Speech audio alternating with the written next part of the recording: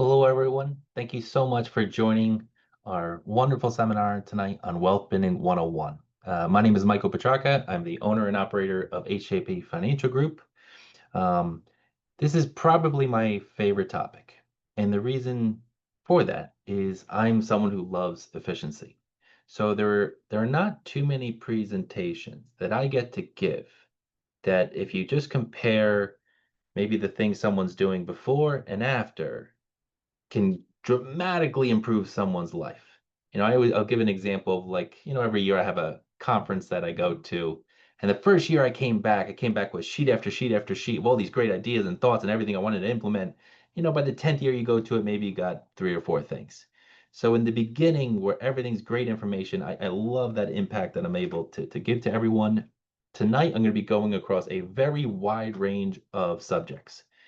As you can imagine, I'm not going to be going terribly deep into all of them. So all of you will have access to my contact information. I'm happy to set up a one-on-one conversation and we can take a deep dive into anything that's meaningful for you. But I just wanted to make sure I thought it was more important to touch on all the subjects. This way you can just write it down and we can circle back to later. This way we don't miss any of the kind of the big categories. So if you have any questions, there's a little chat feature available within the Zoom link.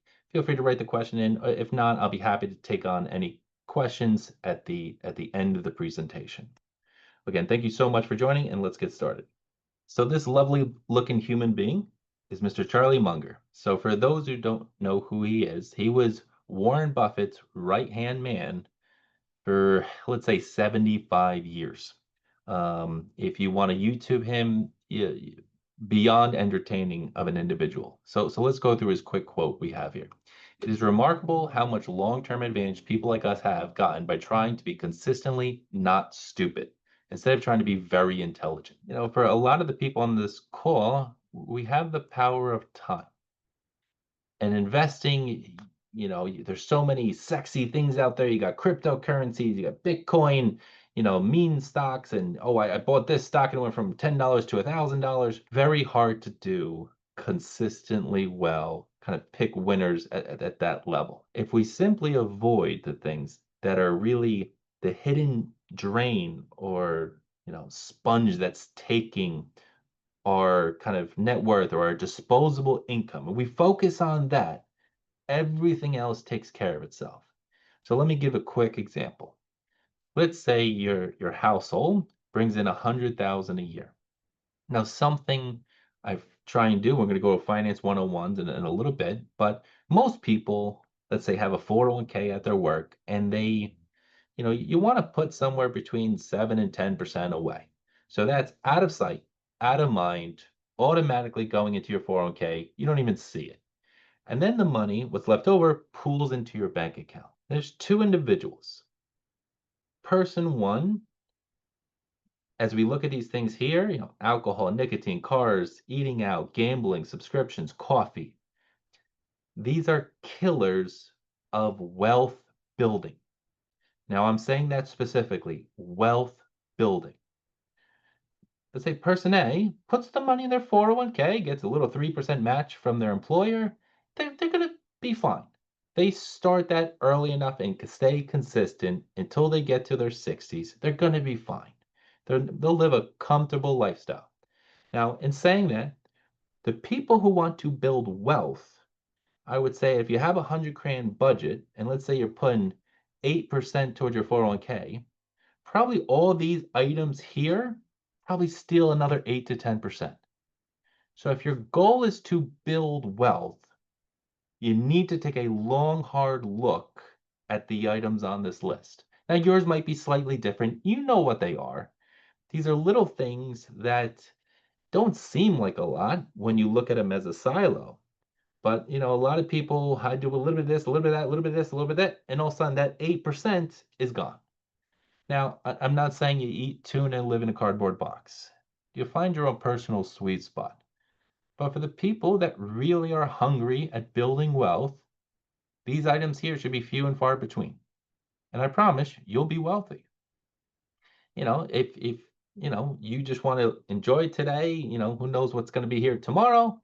At least you have to do the 401k, but You just know the choice you're making. But my job here is just to make sure you're aware that you probably have double your ability to save. But a lot of these things, and social media and Instagram do a fantastic job of distracting you from building wealth. Now, I want to spend a few minutes and kind of go through kind of the main topics when it comes to retirement planning, what are in your control, what are not in your control. So again, I'm thinking as a perspective of, let's say, a 35 or 30 or 40-year-old, someone in that ballpark. Now, one of the most important decisions you're going to make is this one up here, your asset allocation. So as we get our brand new 401k and it says, well, what do we want to invest in? Stocks, bonds, cash, or some mix of everything. The difference between a 30-year-old having the majority of their money in stocks that are for long-term purposes for retirement and the bond market is about half the rate of return. So yes, you need to pick a risk tolerance you're comfortable with. But the power of compound interest and time make a very big difference. We're going to, in a few slides, will kind of drive that home. But our asset allocation, where we're risky and where we're not. Your money, there's an emergency fund, there's money that you might need in the next 1, 2, 3 years, and then there's their long-term money. We just want to match up our level of risk, aka our stocks to bonds, that matches up with our time horizon. Now, this is something that comes up all the time, saving and spending. Now, I'll sit down with someone new who says, my budget's 50K. And I'll say, well, what do you bring in income? 100K. Okay. So at the end of the year, is your savings account $50,000 more? No. Then don't kid yourself. A lot of people think their fixed budget is their budget. It's not. You should look at your credit card statement and your bank statements at the end of the year and see where all your money left. Where did it go to? Part of your budget is I have a wedding to go to and I needed to give $200 as a gift. Part of your budget is I ran over a nail and now I got to go get a new tire. That is anytime money is leaving, that needs to be factored into your budget. Now, what a lot of people do is say, oh, money goes into my checking account and then I move it from my checking to my savings. So that's me saving money.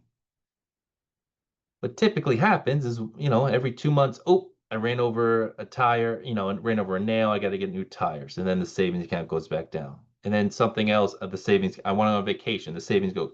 If you're touching it throughout the year or within 2 years, that's not savings. That's just you moved your cash into a different bucket. It's your short-term money. Now, you put money into an IRA that you're not touching till you're 59 and a half, or some type of vehicle where the money's locked up, I can't get access to it, fair enough. That is, I would consider savings. But, a lot of people just, use a high yield saving, think they're savings, but they end up using it throughout the year. That's not real savings. Think of savings as I'm not touching this for a decade. That's one way to put it. Now, the second most important thing might even be the first. I stand corrected. I'm going to go with it's the number one most important thing. So the other one was the asset allocation. Are we investing properly, aka our weights of stocks to bonds to cash? The most important thing, especially if you're young, is your earnings. You should be hungry to earn as much as you can. If your employer is not doing for you, get more education, get certifications, get a degree. And you don't always have to do stuff that costs money. Sometimes it's as simple as going into your boss's office and say, hey, I'm bringing this value to the table. Can I get a raise? Keep consistently trying to push the envelope. And if the company and the culture don't speak to you, find someone who will. Now, find your own speed and comfort as you approach those things. But that is something you constantly want to have your foot on the gas, increasing your earnings capability. Something to think about as well. There's tools to do that. So if you're 25 years old and someone's coming to me and they say, I'm making 50K, and if I go get this degree and it's going to cost me $30,000, but I can increase my salary an extra 20,000. Well, that means you make an extra $20,000 maybe over the next 30, 40 years. Very good deal. For the $30,000 investment, I got to make 20,000, an additional 20,000 over 30, 40 years. Fantastic return on investment. A lot of times where people want to go back to school and they're 50 or 55, and I want to spend $40,000 on this degree. I'm like, you're going to retire in 6 years. It's not really giving you the bang for your buck. So in your 20s and 30s, that's where the degree, the certification allows for much more buying power for a much longer period of time. In the second half of your working years, that's where you want to try and maybe switch jobs, push the envelope with your boss, maybe do the $500,000 certification type of things, but you should be much more nervous about putting big money around education you with a whole new career path because it just takes time to kind of go down a whole new path. So something to consider there. One of the biggest levers that people have at their disposal, and this is a little bit more for the conversations where the client of mine are 60, 62, 63. It's a very big surprise when I say, well, if you retire at 63, you can retire with 75 grand a year. But if you wait 3 years and retire then, you can live on a budget of 100 grand a year. So how long you work has a very big impact on your lifestyle and retirement. So if you think about that, it's 3 years more that let's say your salary is 100 grand, that you brought in 300,000, you continue to save in your 401k. We didn't take distributions from your investments, and your retirement just got 3 years shorter, so we could take a little bit more out every year because it's a shorter time frame we're worrying about. It's a big amplifying effect every year you delay. But again, for most of the people on the call, if you're younger, don't worry about that aspect right now. The last two pieces here, market returns and tax. So when you're younger, there's not too many moving parts, but at least once a year. And I get frustrated with the accountants of today who are just saying, oh, mail me your stuff and I'll mail it back to you. You want to do a little tax analysis on yourself once a year. Just saying, hey, this is what I got going on. Is there anything that can make any move that's a little bit more tax efficient? Now, it's not going to move the needle that much in your 20s, 30s, probably in your 40s, but 50s and 60s, especially when I sit down with someone new who really hasn't looked at their tax angle or efficiency in a long time, I quickly can find 3 or 4 things that if I change them, we're moving thousands of dollars. So at least once a year, analyze your tax situation, think if there's any way to improve, but other than that, you don't have to go too crazy. Market returns. So that's a good, oh, I'm going to jump around on a few slides. This is the US stock market over the last almost 30 years. As you can tell, long story short, markets go up over time. So that's one thing to factor in. Two, in the short run, very unpredictable. Nothing looks similar here from any kind of 5-year rolling period. So in the short run, who knows? In the long runs, doesn't make a difference. You look at the stock market for the last 1 year, 3 year, 5 year, 10 year, 20 year, 50 year. Stocks are giving you double digits rate of return over every single meaningful period of time. That is fantastic. This is something you could put your money in, do no work, no effort, close your eyes, and you made double digits. That's unbelievable. There's a lot of individuals in the world that don't have access to markets like this. Through all of history, there hasn't been something like this. This is a very incredible thing to like, hey, I want to build wealth and I don't want to do any work and leave it alone. Oh, just put it in here and it does it for you. That's an unbelievable concept. But it's not without its pain points. If we look at the 2008 financial crisis, for a year and a half, markets got lost 57%. Ooh, that's really scary. What we have to get good at as investors is the understanding of I wish I could jump in and jump out of the market depending on if it's a good time or a bad time. No one really can do that consistently and repeatedly time the market. So if we know I can't time the market, so I'm not even going to worry about it. And I also know even if I don't time anything and I just leave it alone, it's going to work out. Well, at least in the whole history of the stock market, everyone who's left it alone, it's worked out for them. So I can't time it and it will work out for me. So what I can do is just say, well, the downturns are going to come. How do I take advantage of them? That's what you want to get good at. So if markets are good, you have a playbook of the things you're doing when markets are good. When markets are bad, I have a playbook of the things I'm doing when the markets are bad. For example, if markets go down, maybe you should do Roth conversions. Maybe you should do tax loss harvesting. Maybe you should move some money from the bond market to the stock market. Again, we want to take advantage of pain points. I can't avoid them, but I can take advantage of them. So those are a few things to consider as we're trying to put some retirement framework in order. Now, I was pretty fortunate. A few of you have sent some questions via email, so I'm going to kind of tie those in, at least one of the questions right now. You know, everyone has their own unique thing that they're interested in that they want to do. Maybe your passion is fixing up old cars. Maybe it's wanting a property down the shore. Whatever it may be, we have to always put things in context, and there's a pecking order on how we approach things. So step one, this is something, a lot of times when uh, one of my clients' kids are started their first job and they're 6 months in, I like to sit down and give them their 101s. All right, this is how you kind of approach finance. First and foremost, we need to take catastrophe off the table. So what does that mean? Let's say you just got married and maybe you have one kid. So you got most of your working years ahead of you.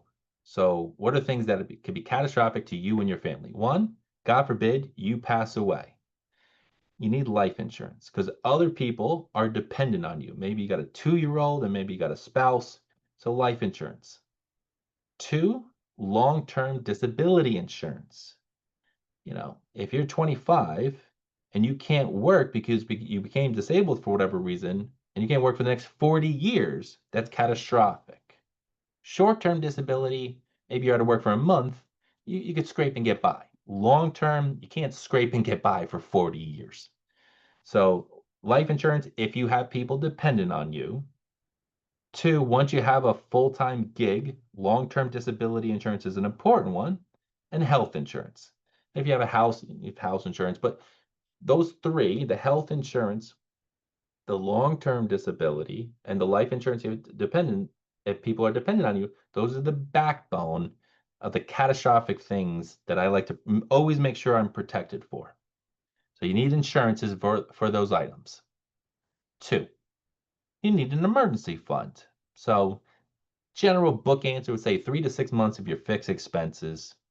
If you're spending $4,000 a month, 15, 20 grand liquid and available in the bank that's not earmarked for anything. So people have 15 grand in the bank and then, oh, my emergency fund's only 5 grand because I spent 10,000 on a vacation. Your emergency fund is designed to sit there and never be used unless when? An emergency. Only in the case of emergency. What's the don't break, only break glass. It's behind the glass. You got to leave it alone. It's not earmarked for anything. It's not part of the down payment on a house. Not for a vacation. It's not for, a car. It's should sit there. You should look at it like it's a zero. So again, step one, got our insurances in place. Two, we have our emergency in place. Three, we have the retirement going on a pace we're comfortable with. If your employer is giving you 3-4% and you're putting in 8-10%, if your total putting away and you're starting early enough is 10 to 15%, you're on a good pace. You're setting yourself up for a comfortable reality in the future if you started young and you started at that pace. So let's just pick a number right now. All right, 8%. So I got my insurances in place. I got 15K in the bank. and I'm consistently putting 8% in my 401k. Those are the three things. I don't want to hear any other reason. Don't get me wrong, if uh, something horrendous plays out, fair enough. But those are the three, let's call it untouchables, that I really don't want people deviating from those three for any other purpose. From there, it becomes a little bit more of choice. So, let's say you got two kids, you come to your own decision on maybe how much you want to help them. Some people say, all right, I want to pay in-state tuition. I want to be able to pay room and board at a private school costing 80,000 a year. There's no right and wrong. This is really a gift you're giving your kids. But you have to know your numbers. So let's say, all right, we want to pay for Montclair State, and our kids, we're not going to have kids, the child won't get to college for 15 years. So we know, all right, we're going to have to save $250 a month to be able to pay for that college. Once that becomes your goal, and we know what we have to do, beautiful. Then that's a set piece on the board. And so when you have something that, like, hey, I want to buy a shore property, fair enough. Now you're looking at what is left of your disposable income. So I got my insurances, emergency, retirement, college going. And then it becomes just math. All right, I want to be able to buy a second property for $500,000. Okay, how much can you save each month to do it? How much of a down payment do you need? How long, if based on the pace you could save and the down payment you need, I could have the down payment in 10 years. So be it. Then you could buy the property in 10 years. This is where you come to your own personal decision and going back to, well, maybe I'll cut some of the gambling. Eating out was a big one. I always kind of laugh. I've been with my wife for almost 15 years, and I remember for you know, two people going to dinner in Morristown 15 years ago was like $100. Now it's like $230. And that's after tax money. So pre-tax, maybe that's $300. And so maybe that was you having to work for 10 hours to have that one dinner. That's gonna delay buying that shore property for a long time. All these little things that take. But there is no magic there. And you just have to save for it. And then when you have enough for it, you can buy it. But it's never a situation where it's like, I want to cut the corners on the insurance and the savings for retirement to do a want. There's what I just said were like the bare bone things. Now, this is the difference of like, all right, I'm going to put 8% towards my 401k, where I used to put 16.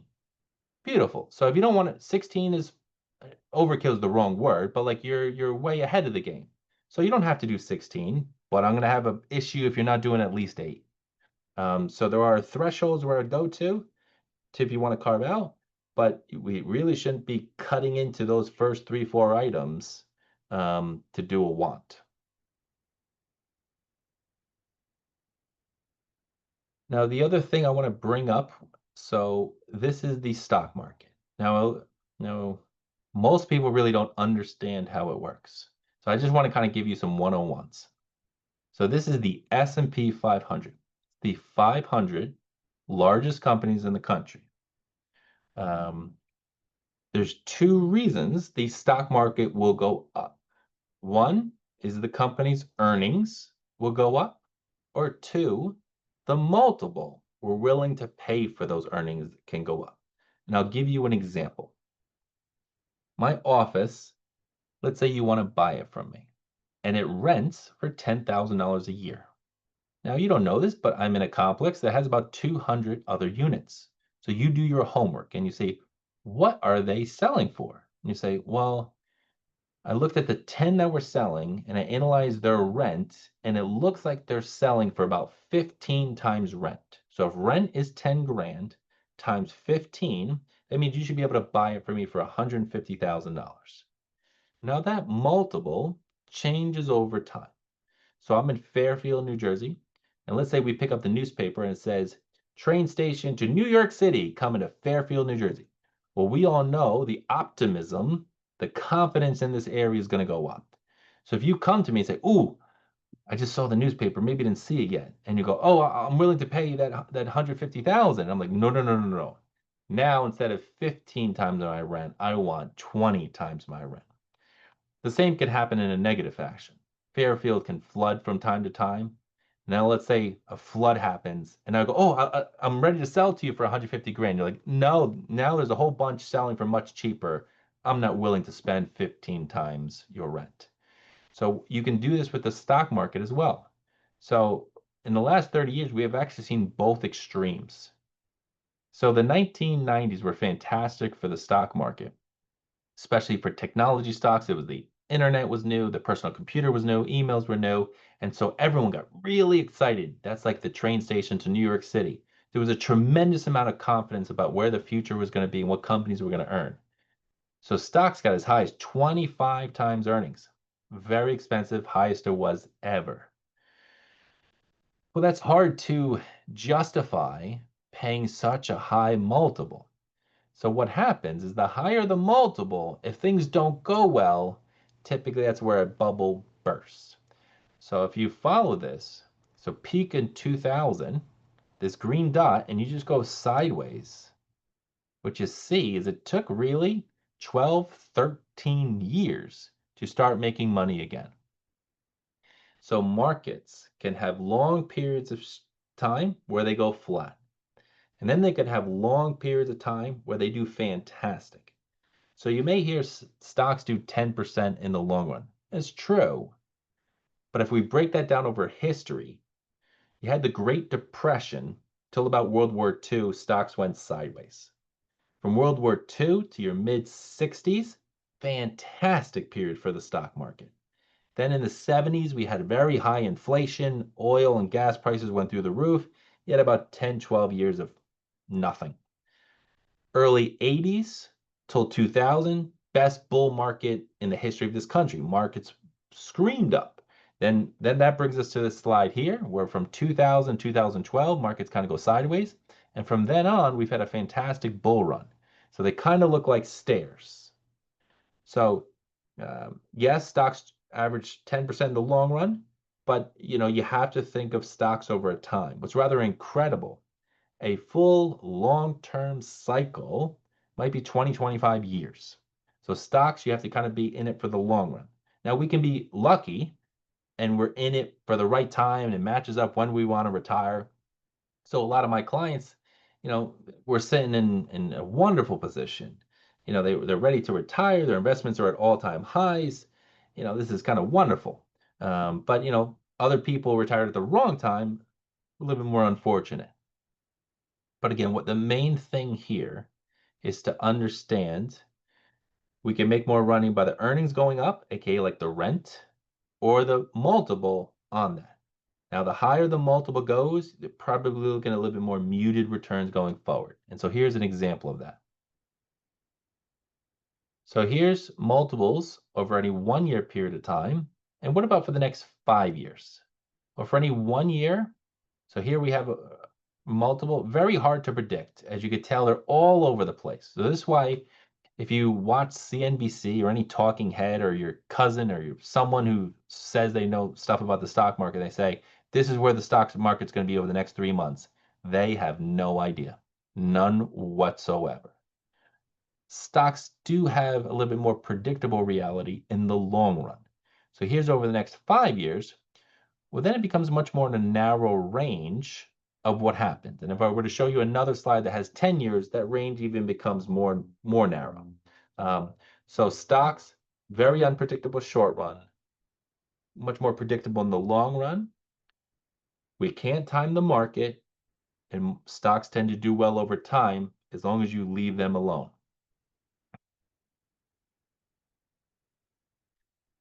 So what happens to those individuals that kind of panic and they say, "Oh, I was invested and then stuff started to go haywire, so I moved it to cash or I moved it to bonds."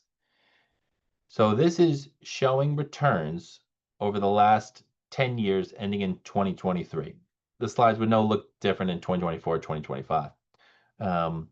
Over that time period, if you just left it alone, put your money in the S&P 500 and close your eyes over that 20-year period, you made 9.7%. Not bad. I'll take that any day of the week. But let's say you just missed the 10 best days in 20 years. So just 10 random days. Your rate of return gets cut in half.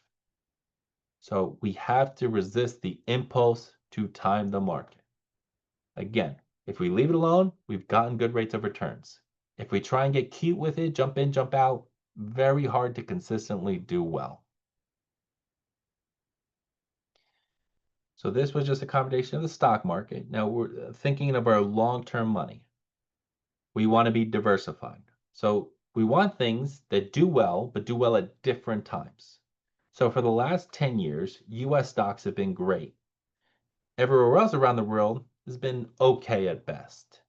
Now, typically things ebb and flow. So something that's done really well regresses back to the mean. Something that's done pretty poorly probably does better over the next 10 years.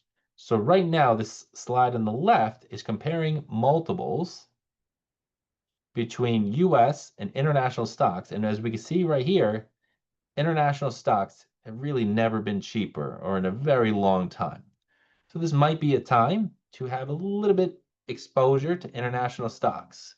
So another way of putting that, here's stock markets comparing US stocks versus international over time. So we just had the longest and biggest bull rally or kind of better time to be in US stocks. Now, who knows if this sticks? Again, short run stocks are very unpredictable. But my point for saying this is sometimes they do better, sometimes we do better. I'm not trying to perfectly pick exactly what's going to do the best. I'm going to stay diversified. I'm going to own a little bit of everything. So in terms of types of stocks, there's smaller companies, larger companies, international stocks, US stocks, and then there's what's called value stocks and growth stocks. So think of a growth stock as maybe a little bit of a younger company growing at a fast pace. Maybe doesn't have great earnings. Maybe doesn't pay a dividend yet. It's just you're trying to think, I think I'm going to buy it for $100 a share, and I think it's going to go to $1,000 a share. It's growing at a fast pace. Now, those are always hard to predict exactly where they're going to land. So a lot of times people dramatically undershoot what it's worth or dramatically overshoot what it's worth. And then you have dividend stocks, typically more conservative. You're what we would call kind of blue chips companies paying dividends. This is something where you're saying, I think company A is worth $50 a share, and it's right now selling for $40 a share. So based on the company's earnings and their growth rate, I think it's cheap. So I'm going to get it at a discount. So those are typically the two. So growth, I know I'm going to pay a high multiple, but I think it's worth it because it's a fast growing item versus I think this type of stock is getting ignored and markets are not really fully valuing it. So I'm going to be able to buy the stock kind of cheap. And again, similar to the international and domestic stock story, sometimes growth does better, sometimes value does better. You want to have a little bit of mix of the two. So right now, value stocks are a lot cheaper than growth stocks as we sit here today. If you think of those big 7 technology names that we have, everyone loves them around the world. Everyone's piling into them. Maybe they go on forever, maybe they don't, but they're all pretty expensive at this point, meaning their multiple you have to pay to own them is very high. And the higher it goes, it's harder for them to justify it with earnings. Again, you want to stay diversified. But again, I just wanted to kind of give you some 101s on the different types of stocks available. So always something to keep in mind. Before I was talking about long-term trends of like markets going sideways and then markets going crazy up. Now, every single year, markets love giving you head fakes. So the head fakes are here in the red. So these are at some point, so let's grab a year. So let's say we here in 1995. At some point in 1995, the stock market dropped 8%. And by the end of the year, it finished up 20%. So all the time, Markets are giving you something to get nervous about, get afraid about, maybe something political, maybe oil, maybe a country, maybe a war, whatever it may be. There's always something to scare you. And we just can't panic as these things are playing out. A perfect example was, here we have this down 34 and markets finished up 2%. This year was a good example. All the tariffs and the trade war and the negotiations, we haven't done something like this. Markets crashed 20%, and here we are a few months later, and not only do we make all that back, plus 10%. And none of it was clarified yet. It's still up in the air. So a lot of people say, oh, I'm going to wait till everything calms down before I do that. Markets are going to go back up before the calm gets here. I think it's the Warren Buffett quote, you want to be greedy when other people are fearful, and fearful when other people start acting greedy. As things are going well and all these stocks and people are piling in that really don't know much about the markets, I get a little nervous. But as you hear people, running for the exits, you put on CNBC and the big red tape market crashes, then you want to say there's probably some bargains that are around the corner. Again, you want to keep a cool head. This is why having a playbook that says, oh, markets are going down, I go to my playbook. What can I do? Oh, markets are really expensive. Go to my playbook. What should I be doing? So it just becomes a part of it. Then you stop worrying about, is the market going to crash? No, it will eventually. And it's going to go back up eventually. It's going to go sideways eventually. Just say, whatever it is, I just use my playbook. So everything we've talked about so far was the stock market. The other main part of typically people's retirement accounts are the bond market. So I'm going to give you the kind of the 101 on how the bond market works. It functionally works very similar to a CD. We all can go into the local bank right now, get a 5-year CD, and maybe it pays us 4% interest. So not a bad gig. I give them my principal, say it's $100. Every year, they would give me $4 over the course of the 5 years. And at the end of the 5 years, I get my money back. So that's a CD guaranteed by the US government up to certain thresholds. Now, considering its guarantee, maybe it offers you 4%. Then you can also instead of letting the bank borrow your money, you could use a bond. So the US government needs to borrow money, and they do so in the form of US treasuries. So they issue very short-term treasuries, 3 months, all the way up to about 30-year treasuries. So depending on the interest, you could say it's worth it or not. So that's the US government. And then you have municipal bonds. Those are issued by cities and states. Maybe New Jersey wants to build a new road, and they're going to put a toll on the road, and you can say, hey, if you let us borrow the money, we'll use the toll revenue to pay back the interest on your loan, and that's also going to be tax-free for you. So munis advantages, they're kind of tax-free for federal and state purposes. Then you have corporate bonds. Let's say company A wants to open a factory and needs to borrow money. Well, they know you can go to the bank and get something guaranteed for 4%. So the company is willing to offer you 5% to let them borrow your money. Now, your question is, well, what happens if the bank of that company goes under and they go bankrupt? Well, your money's gone. So they have to compensate you for what's called credit risk, the risk that that company or that entity can go under.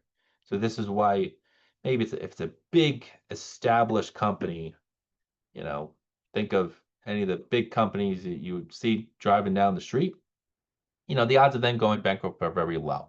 So if your bank offers you 4%, maybe they only have to offer you 4.5% because their credit risk is very low and they have a AAA credit score. So that's a factor. So there's 2 risks with bonds: interest rates, which we're going to go over in 1 second, and credit risk, aka if a entity or company were to go bankrupt, then your principal would be gone. So you have to be compensated for that extra risk. So how does interest rate impact the value of the bonds? So what we're looking at here is the 10-year treasury, pretty much the main benchmark when it comes to bonds. Interest they're paying you over time. So let's pick an example. Let's say in 1994, we bought a 10-year government bond. Again, fundamentally think of it like a 10-year CD, kind of works the same way. So in 1994, wonderful. We're getting a bond that's paying us around 8%. Now let's say it's a few years into the future, and now everyone, when they go onto the market to buy treasury bonds, can only get one paying 5%. Well, you paid $100 for yours and you're collecting 8% a year. It's fantastic. And everyone else can only get one paying 5%. So yours is worth more money. So if you paid $100 for it and yours pays 3% more interest than everyone else, maybe it being only not worth just $100, maybe it's worth $110. So as interest rates go down, the value of bonds go up.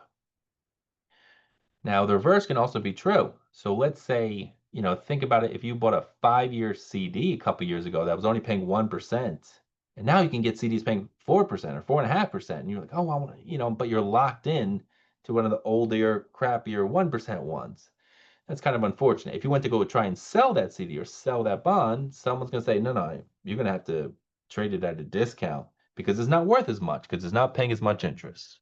So bonds typically are safer, but don't provide as much return.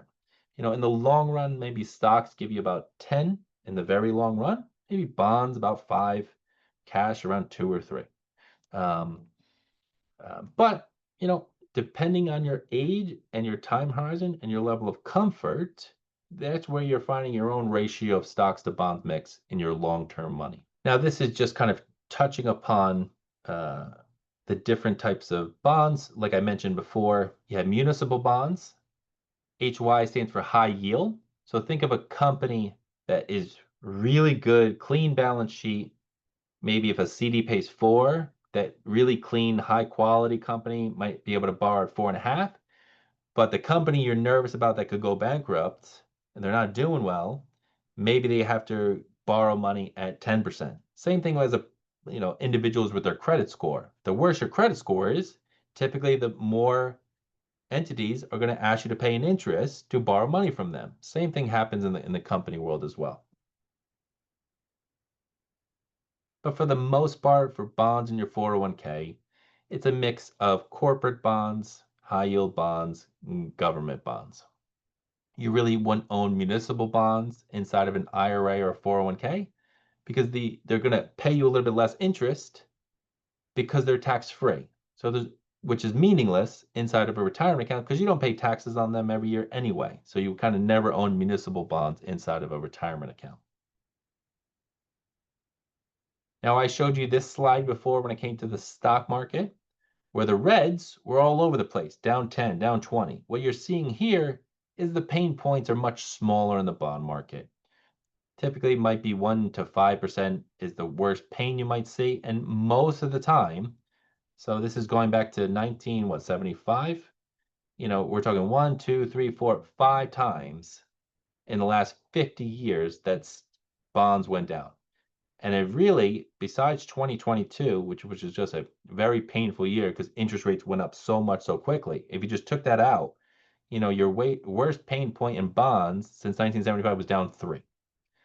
So bonds, much more lower volatility, much more muted, consistent returns, but everything has an appropriate place inside of your retirement. Again, based on your time horizon, comfort level of risk, and what you're trying to accomplish when it comes to your financial plan. Now, this is a very powerful slide. So what I've been trying to drive home is that for any one year, very hard to predict, and even a balanced portfolio or something that's 60% stocks, 40% bonds, in one year it could be down 20 or one year could be up 34%. So, but if we just go one period over, so just comparing 1 year rolling periods, 5 years, 10 years, 20 years. And what do we see? If you have a mix of stocks to bonds, let's say it's a 60-40 mix, 1950 to 2023, almost 75 years, you average about 9% rate of return. I'll take that all day long. And you never had a 5-year real rolling period where you lost money. So again, if you're diversified, you're within the level of risk you're comfortable with, and we're going to a pain point, more or less, close your eyes, wait a little while, and it comes back. It's done that every single period of time. It's where people have concentrated risk and they put a lot of money maybe in 1 or 2 stocks. Those are situations where they go down and they might never come back. In the S&P 500, every year there's companies that go bankrupt and there's companies that are fantastic and kind of take over for those companies. So within the market, there are winners and losers. But if we're just holding the market and we're staying diversified, that typically does well over time. So granted, if you're looking to get rich quick, individual stocks might be the path, but it's high risk, high reward. Nothing is for free. So this is just kind of showing you roughly a 14, 15-year period that it's just very hard to predict. There is no real pattern here. But what we want is, hey, we want to stay diversified. So the annual rate of return over this period is about 8% for a balanced mix, which is fine, which is beautiful. If you average 8%, decade after decade after decade, your compound wealth is going to look fantastic.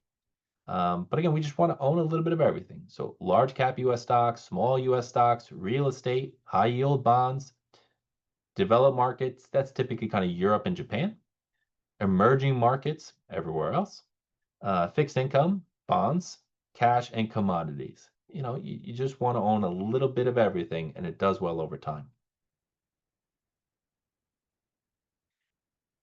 So the reason I had this slide in here is just to kind of touch on CDs a little bit. So to quickly give you some thought process of, all right, I have money, where should it be? You want to kind of think in terms of your time horizon. So there's your emergency fund, liquid stuff I might need in the next 6 months and the next year. High yield savings accounts, checking accounts, savings accounts, that's where it should lay. Maybe you have ambitions of buying something in the next 2, 3, 4, 5 years. You really shouldn't touch the stock market because again, in any 2, 3 year period, you could get cut in half. So we can't take that much risk, but we don't want to leave it in a checking account earning nothing.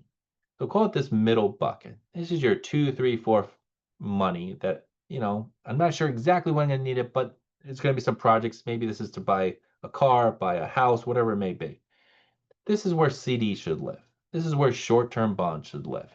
This is where I should be earning maybe three money markets, 3.5 to 4.5% today. That's it, because that's what the time horizon allows for. Doesn't allow for stocks, but we shouldn't have it in a checking account. That middle bucket, money markets, CDs, short-term bonds, very low risk stuff. And what's nice is, we're collecting 3.5 to 4.5%. That's not a bad deal in today's market. Now, interest rates probably will go down next year, and then you find your own personal sweet spot. Maybe that means you have to save a little bit more for that project. Maybe you're willing to say, I'll dabble into stocks a little bit, but now I'll push my time horizon to somewhere between 3 and 7 years to buy that house because I might have to wait for a dip to recover. Again, you got to dance with the market. Dance with your goals, your objectives, your time horizon, your level of risk to kind of come up with your own personal sweet spot. Okay. I'm going to do kind of a lightning round when it comes to insurances.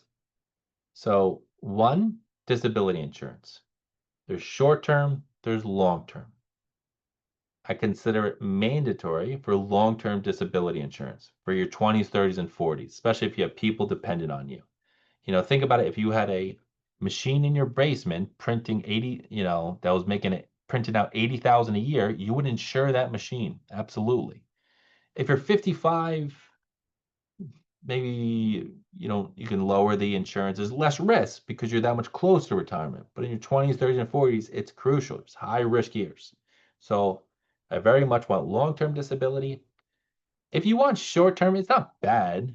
But most people, if you're out of work for 3 months, you can figure out a way of getting by. So the long-term disability is the one I highly recommend everyone gets. Life insurance. So again, first you want to ask yourself, is anyone dependent on my income? In which case, if the answer is yes, then life insurance probably makes the most sense. Most of the time, term insurance does the trick. It's cheap. We want to rent insurance for the period of time where I really need it. If your kids are 2 and 3 years old You got most of your working years ahead of you. You got a big mortgage. You need to get a very healthy amount of coverage. Flash forward 20 years into the future, your kids are out of the house, the mortgage is paid off, and you're very close to retirement. The risk has gone down. The need of insurance has gone down. Um, so most people, I recommend term insurance. Permanent insurance has a place, but if we go back to the Finance 101s, and I'm sitting with someone with their cash flow, and they say, "Yeah, I got my catastrophe insurance in place. I got my emergency fund. I'm funding my 401k at a fantastic pace. I'm doing college at a fantastic pace. I'm like, I still have cash flow that I don't know what to do with it." Depending on the health class you get, that's when I might say, hey, these are the types of permanent insurance that make sense for you, kind of build up some cash value. But a lot of those products get pushed on people, kind of get sold to people. Sometimes it makes sense. A lot of times it doesn't. But if we're certainly not doing those pecking order and we're skipping right to these types of products, no, no, no, no, no. We have to get those in place. The catastrophe insurance is term insurance. A permanent life insurance is a purposeful investment product that I'm doing because I have such fantastic cash flow. I need somewhere else to park my money. I always recommend having some amount of insurance through yourself. A lot of people get it through work, which is great. But, let's say I got the $1 million term policy through work and then I'm in between jobs, so the coverage is gone. You can't have that lapse if you got young kids or someone, excuse me, dependent on your income. So, let's say if you're supposed to have 1 million of insurance, at least I would want 500,000 that you got yourself personally, and maybe do 500,000 through work. So, you have something in place. The other type of insurance is if it speaks to you, great. The Aflacs, the little cancer policy, the accident, death, and disability, they're not bad. Most of the time, I don't personally do any of them. I always ask myself, anything. If the risk plays out, is it catastrophic? If the answer is no, I personally don't buy that insurance. That's just my style. Probability and statistics wise, most of them don't make sense. Um, Products, there's a psychological aspect to it. Yeah, if you have a buy a $60,000 car and you want to get the extended warranty, even if it's not a good deal, if it gives you peace of mind, yeah, that's a big purchase. Fair enough. I can get behind that. I'd give you an example of, me and my wife were going to buy a couch, and the couch was $1,000 and the insurance was $300. I'm like, no, it's a crazy high percentage of the price of it. And if the couch dies, I'll be fine. So for the most part, I avoid insurances that if the risk plays out, yeah, I might be annoyed, but I'm not going to go to the poorhouse if it plays out. Umbrella policies, depending on your situation, I do recommend. So, and that's just because the price versus the coverage, I find a reasonable rate. So you have your car insurance, you have your homeowner's insurance, maybe you have a rental property, or you have people coming and going, maybe you have a business. An umbrella policy, think of it as a coverage like over and above all those others. So maybe for a few $100, you might get an additional $1 million of coverage that, hey, instead of beefing up all the little ones, this just says, well, if something goes over and above the coverage of the smaller ones, this provides me an umbrella, a little extra coverage. Those I do utilize myself personally. Financing as a couple. So for one, there's no right or wrong. One couple, it might be, oh, person A does these things, person B does these things. Some people do every single decision together, whatever's your style. The point is, you just got to be on the same page. A lot of times I'll see situations where one person's saving 12%, the other person's saving 2% of their 401k, one person's ultra aggressive, and one person's conservative.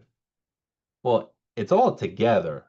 You're on the same team and everything's really in one big bucket. There's no my money, your money. It's your money. So you just want to think about it that way as one big financial plan.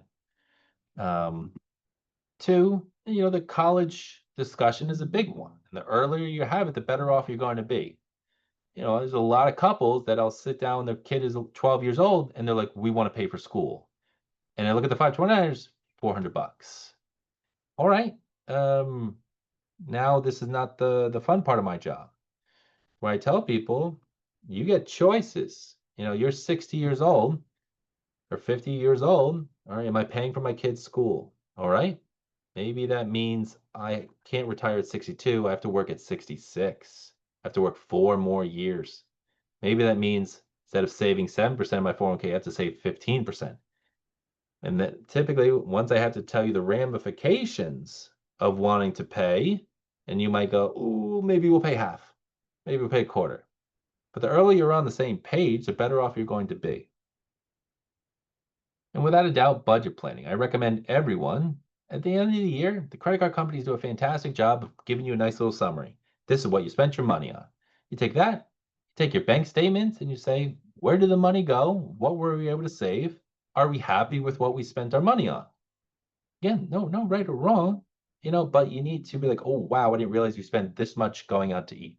I didn't know we spent this much on, the 12th subscription we have. Um, Again, just becoming aware is a very big part of it. When it comes to college planning, 529s are normally your best bet. You get a little bit of a state break in New Jersey for putting up to 10,000 away as a couple, but you're not really doing it for the tax benefits. It's growing tax deferred, and as long as it comes for school purposes, comes out tax free.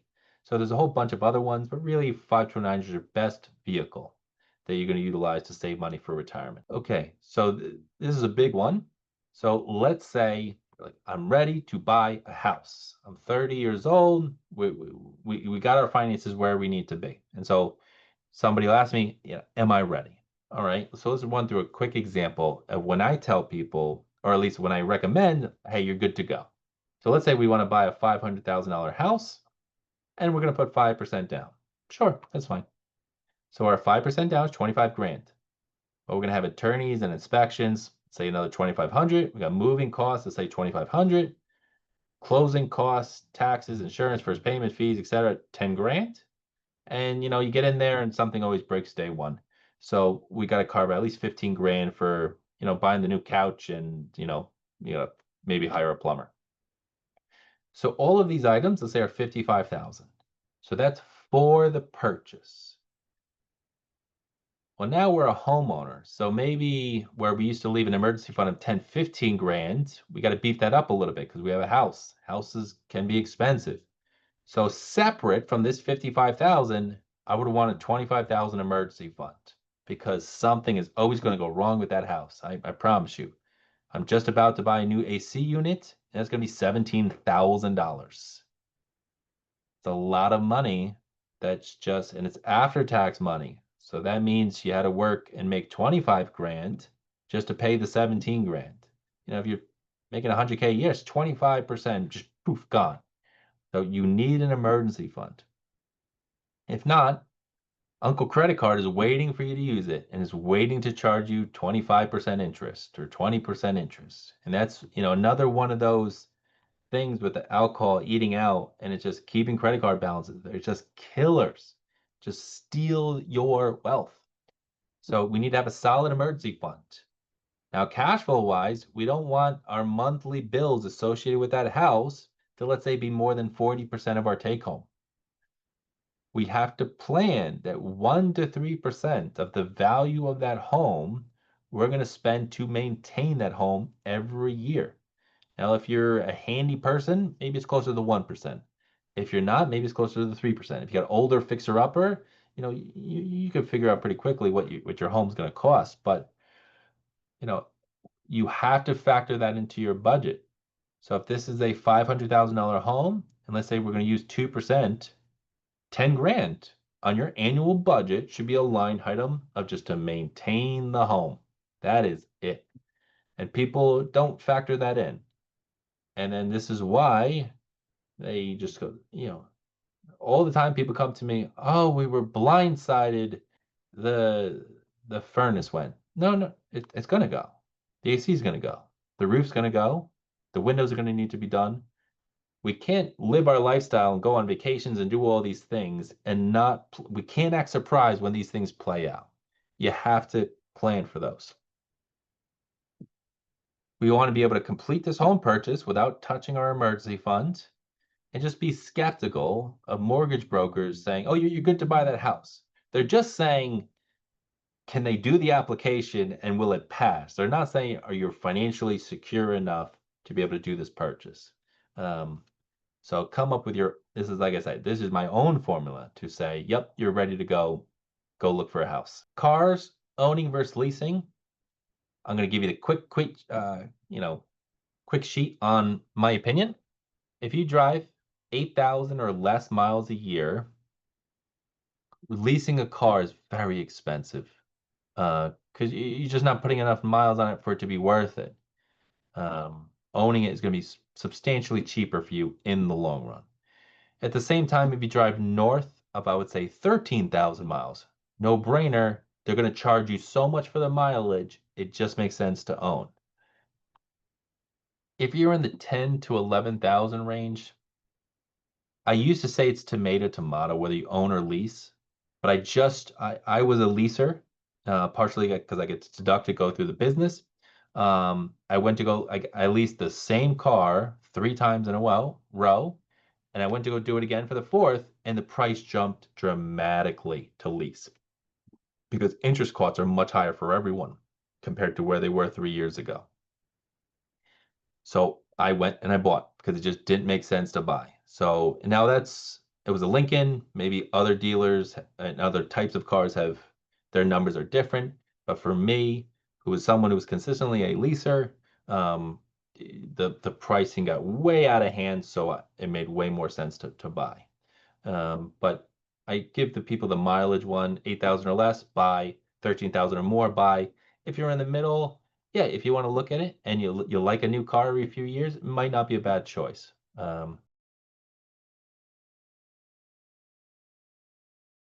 Debt, think of student loans as you got a student loan and you bought an asset to go into debt. That's most of the time not a bad idea, within reason. If you want to be a teacher, maybe you shouldn't go to Fordham and spend 300,000 to get a job paying 60 grand.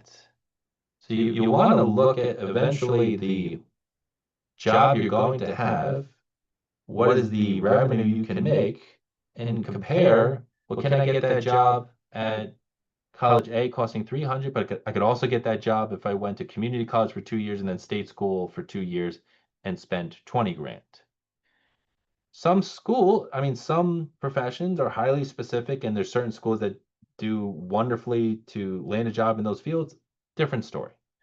But if you're garden variety, nurse, teacher, police officer, you want to be very thought conscious about how much we're spending for school. Line of credits, yeah, use them when you need them, but we want to be thinking about the assets we're purchasing with those debts. Credit cards are just the worst. You get no tax write-off. The interest rates are very high. They calculate the interest by the second, which is rather incredible. Avoid it at all costs. I always cringe when I hear people, oh, I carry a balance and I make payments, but I never paid off because I thought it improved my credit score. No, your goal when it comes to credit cards, never pay $1 of interest. Now, if the AC goes and you got to get a new AC at the front, yeah, of course, do what you got to do. But a lot of people, oh, I go on a vacation, I put it on the credit card, and I paid off for the next 6 months. So with the interest, instead of it being a $6,000 vacation, it cost me $8,000. Those are killers. Save up for the 6 months, then go on the vacation. Don't go on the vacation, pay a whole bunch of interest. Kind of backwards. Car loans, again, you're buying an asset, you need to get from A to B, but be reasonable. Your goal is to get to A to B. And where I cringe is when I meet someone new and they say, I can't really save that much in my 401k, and I got a tough road to me, and I got this come up and that come on, and I feel bad. and then I go to leave and I see them driving away in a BMW. Well, yeah, you're spending $1,000 a month on a car payment, where you could be spending 300 a month. That's a killer. That's one of those buckets of like, don't be stupid.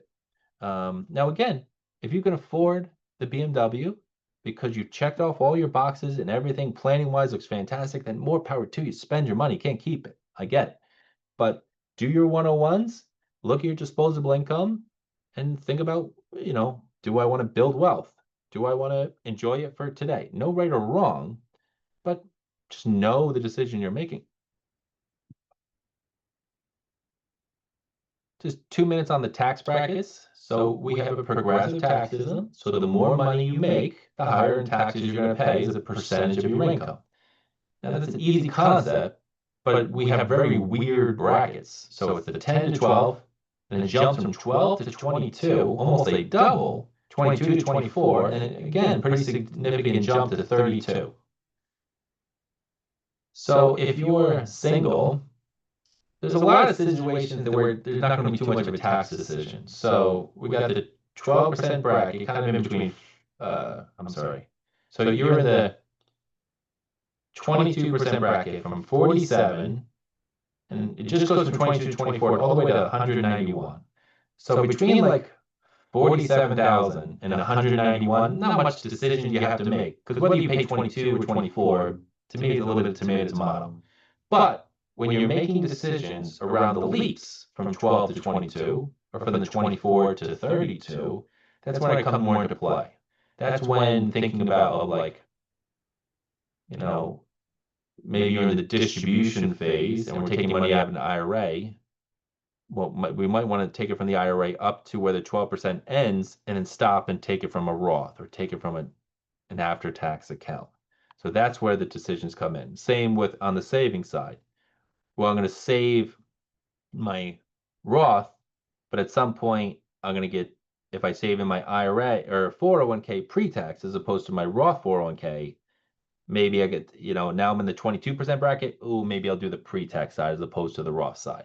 So those two jumps, maybe you have some decisions to make. Other than that, I wouldn't worry too much about it. On the investment side, where people I see screw up a lot is in their, where they're typically buying and selling stocks and doing stuff that called their slush or fund account. It's in a taxable account where you want to be passive, index approach, leave it alone over time. If you're buying and selling anything within a year, you're paying short-term capital gains rate as opposed to long-term. So if you're buying and selling quickly, not in the taxable account, maybe in a Roth or an IRA. Then if let's say you have a mix of IRA and Roth money. Roth, you put it in, once it's in, it grows tax-free for all of time. Good deal. IRA or 401k pre-tax, I got a tax deduction for putting it in, and I eventually pay taxes on the back end. So think about this. Roth, you have no partner. IRA, you got a partner. That's Uncle Sam in the state of New Jersey, and they're going to eventually take a percentage of your cut. So if you have, 50 grand in both, well, I want the Roth to grow a lot, where I want the IRA to grow a little bit, because I got to pay someone out of the IRA. So you want your Roth to be on the aggressive side and your IRA on the conservative side. So if you feel I'm a balanced investor, I like 50-50 stocks to bonds, you might be top heavy in stocks in the Roth and more conservative in the IRA, which again, put your risk level where it wants to be, but you're just putting it in the right spot. Just want to touch upon here, you want to be diversified by the time you get to retirement. So you want to have some money in the pre-tax 401k side, some taxable money, some Roth money, and health savings account, if you have access to them, because you have a high deductible health insurance plan, are fantastic. It's kind of the only thing where you get a tax deduction for putting it in, and it comes out tax-free on the back end if it's used for health purposes. So you just want to be diversified on the different types of taxable accounts. General rules, when you get to retirement, think of your pool of money. Now in today's world, because interest rates are a little bit higher, you can get away with about a 5% distribution. So if you retire and you say, I have 500,000 in my 401k, think of that like $25,000. 5% of 500k is $25,000. All right. Am I good with that 25? Maybe you have a pension for 20 and you have your Social Security for another 20 and you add those three. Are you good with that as a budget? Wonderful, great. Then you're ready to retire. If the combination of those three don't quite fit your budget, you got to work a little bit longer. But use a general rule of 5%, 4 to 5% is pretty reasonable as a withdrawal rate. Something you should be doing, depending on your age here, and depending on your household income, is just checking in to make sure you're on pace. So this is a situation where, yeah, at the beginning I told you maybe an 8% savings rate is a good pace. But let's say you didn't start saving until you were 33. So it might be a little bit behind. So this does a great job saying, all right, if you're used to 175,000 coming in and you're 40 years old, your household should have about 500,000 saved. This way you can kind of check if you're on pace to be where you want to be. If not, you might have to play a little bit of catch up. This is a slide, the difference between a saver and an investor. So saver likes the banks. Investors like stocks and bonds. So if we just compare these two bottom ones, like I said, cash, let's say we earn over time 2%. Investors, let's say over time we earn 7%, and we're just putting $200 a month away consistently from 25 to 65. That's the difference of 158,000 and 512,000. That's compound interest over time. You know, our long-term money, there's not much better than the stock market. We need to find things that beat inflation. Stocks over time tend to beat inflation. Rental real estate tends to beat inflation. Owning your own small business tends to beat inflation. These are the types of things that some portion of your net worth should be in. I touched upon this a little bit earlier, but when you get to retirement, to help control your tax bracket, you want to have a nice healthy mix of Roth and after tax. So as you're saving money towards retirement, in your 20s and 30s, where you're in a low bracket and you have a long time horizon, Roth makes a lot of sense. As you get older, where your tax bracket's higher and we have a shorter time horizon, getting that tax deduction or pre-tax retirement contributions make a lot of sense. But we want to get to retirement with at least 35% Roth or after tax and the balance pre-tax. That allows you to kind of control your tax brackets a little bit. So this way we try and stay in the 12% bracket. As we get up to that point where it jumps to the 22, maybe then we're switching over to take some money out of the Roth, which is tax-free. This is another kind of pecking order one. As we say, I have money to save. Where do I put it? One, let's make sure we have an emergency fund. Two, if our company is giving us a match of 3%, we have to get that because it's free money. It's 100% rate of return instantly. If I put in 3 and you get 3, fantastic deal. So that's our putting in our match. Then if we have credit cards, I'd go focus on the credit cards because they're costing us, let's say, 15, 20%. Then HSA, fantastic. Once I've, let's say, put enough to get the match, I don't have any credit card debt, I've maxed out the HSA, then go back to filling up more money in your 401k. And then again, these are where you start looking at, well, what speaks to you? Maybe I want to save up money for a second house. Maybe I want to beef up my retirement. Maybe I want to chip away more at my student loans. That becomes a little bit more choice after that. But these are kind of the first are the kind of the fundamental ones. This is a slide I kind of threw in there. A lot of people think, my team is the best, whether you're Republican or Democrat, it's not nearly the difference that people make it out to be. So just to kind of quickly go over this. So up here is GDP, how the economy's going. Up here's the stock market, or down at the bottom is the stock market. So, and this goes back to, look at 1947. So the economy grew 2.8% a year under Republicans, 4% under Democrats. Both, I would take. Both are great. Both, absolutely. How about rates of returns? Republicans, 13%. Democrats, 10%. I'll take both of those all day long, or divided government are still fine. So what is this telling you? The stock market tends to do its own thing. In my opinion, the government can influence it, maybe takes an economy from a B to a B plus or a B to a B minus, but there are a million factors that go into it. Home Depot's going to sell you a shovel no matter who's the president. McDonald's going to sell you cheeseburgers. these companies are going to find a way. A lot of them are multinational. Um, so don't associate the government with the economy, with the stock market. They're all very separate. And again, don't think, people all the time, every time there's an election, half my clients say, well, if so and so gets in, I'm selling it. Don't. Leave it alone. Stocks do their thing over time. Um, so in saying that, I want to thank everyone for coming. Um, Two, I just want to quickly, there was a couple, like I said, questions that were emailed to me, for one of the questions was pertaining to kind of short-term building wealth. Um, you know, the honest answer is wealth is achievable through compound interest and time. So it's very hard to build wealth. I look at wealth as like I've now gotten to the point where I don't need to work if I don't have to. Eh, we're in a society, everyone's trying to get there quick. There's no magic. Um, you want to save at a good pace. And the more you save, and if it's in the right type of vehicle, it could help you a little bit. But there's no magic pill that if you're thinking 3, 4, 5, 10-year, 15-year time horizon. Um, I'll pause here. If anyone has any questions, there's a little raise your hand feature, or there's the chat box. Now, again, I invite everyone to shoot me an email. Hey, Mike, can we set up 20 minutes? And I just want to go through something, make sure I'm doing it right. Yep, no charge for that. Free. I'm happy to help. Um, but again, I'll pause here, see if there's any questions. Well, again, thank you so much for coming. I truly enjoy this. And if you need anything, shoot me an email, give me a call. Hope everyone has a wonderful night.